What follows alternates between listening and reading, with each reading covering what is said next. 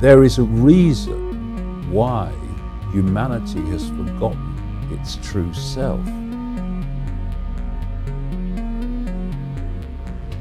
But we have lost the way. Greed has poisoned men's souls, has barricaded the world with hate, and has goose-stepped us into misery and bloodshed.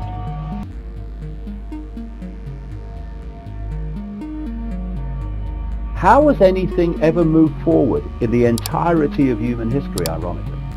People questioning the norm. Because if you don't question the norm, you go into an eddy or vortex, and you go round and round and round, and nothing moves on and nothing expands. But that's the idea. You cannot control a population of critical thinking, free-thinking people, questioning people, in the way that you can control a population that just accepts, like a sponge, the official version of everything. And thanks to the alternative media, although I don't think most of the alternative media goes even nearly far enough.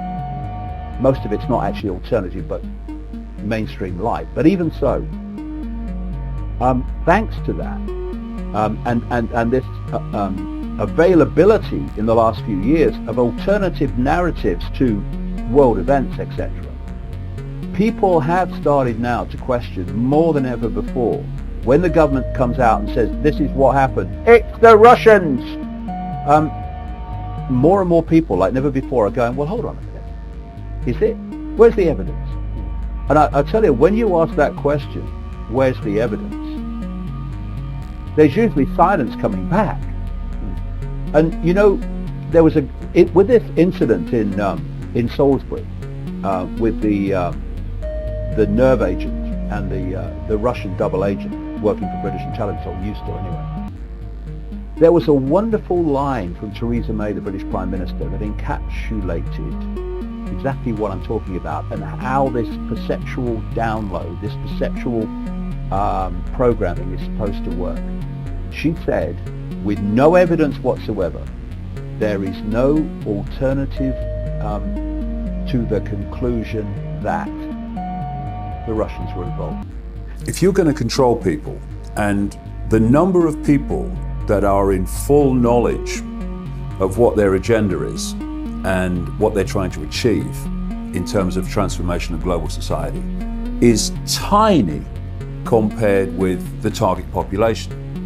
So you can control the population, if you like, physically, with tanks in the streets and soldiers at the door, up to a point, and it's a very small point.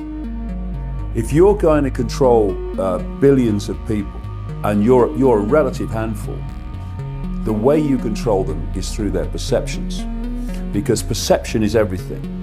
Your perception dictates what you accept, what you don't accept, what you challenge, what you won't challenge, what you'll support and what you won't support. From perception comes everything. Now, of course, there are endless other alternative possibilities, but that's what this whole programming is about, to get people to believe there is no alternative to the conclusion that what we're telling you is true. Anyone else tells you that it's not true, conspiracy theorists. And what people like me are saying is, we're not having it. We're not going to accept the official. If the official story stands up to scrutiny, fair enough. If it doesn't, and it usually doesn't, then that's not fair enough. But what the silencing of freedom of speech is all about is to stop people having access to that alternative narrative to the official one. And people like me won't have it, not quietly anyway. We talk about people taking things for granted. One of the things that people take for granted more than anything else is their perceptions, because they perceive that their perceptions are a result of free thought, their own free thought. I have come to this conclusion. But the methods of perception manipulation, well, they're blatant to anyone that wants to really look at it. But to those that don't, it's very subtle. But it's incessant. And if you go through the process of why most people see the world in a certain way, you can see where this comes from, because you're born into the world, and immediately you enter the world, your perceptions of reality start to be influenced by your parents. And your parents have been through the process that you're about to go through. Then, and you know, it's like people accept things because they've always been like that. So this is how they are, this is the norm. But when you take a step back and look at it from a bigger perspective, the speed with which a child comes into the world and then hits the school system is extraordinary and getting smaller. And so very soon after you enter this world, you find yourself sitting at a desk with an authority figure representing the state in front of you, a teacher, telling you when you have to be there, when you can leave, when you can speak, when you can go to the toilet. In other words, now you're entering that stage of conformity to rules, which is designed to take you through your entire lifetime. And also these teachers are telling you what is and what isn't, what's possible, what's not possible, the state's version of history, the state's version of reality, everything, science.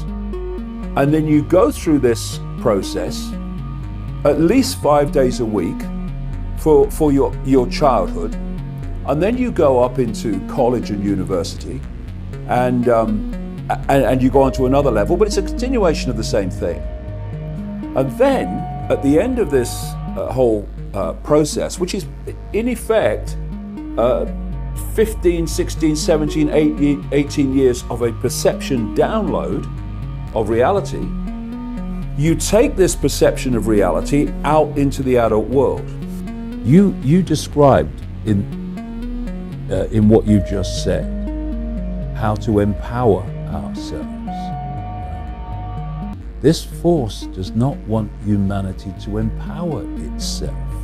It wants humanity in a state of bewildered, confused, chaotic subservience. This is why the true nature of reality is so systematically suppressed, because once we remember, it's over. It's over.